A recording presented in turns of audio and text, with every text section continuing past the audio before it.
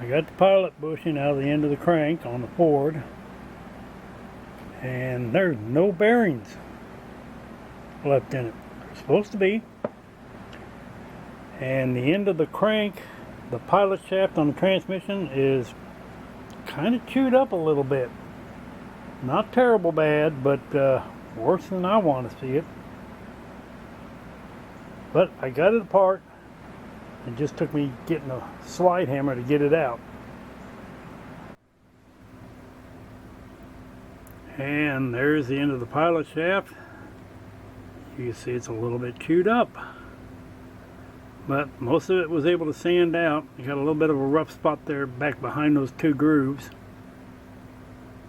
And hopefully it's all going to be okay. Putting that mess back together. And I think I already did a little thing on this about the bolts I put in there to help align everything. Allows you to get into the bell housing further back and then just slide it back into place. They seem well, the throwout bearing's out. I don't know if you can see it, but there's nice grooves across the top of it. And from the looks of it, I'm going to say it's probably stock. What came in the truck 300,000 miles back. It makes, can you hear? Makes a little noise.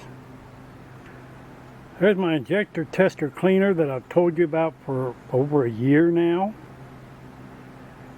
I'm going to test the injectors right here out of the Ford just to make sure they're good. And I've got a new intake for my 96 Jeep, and it's got injectors in it too.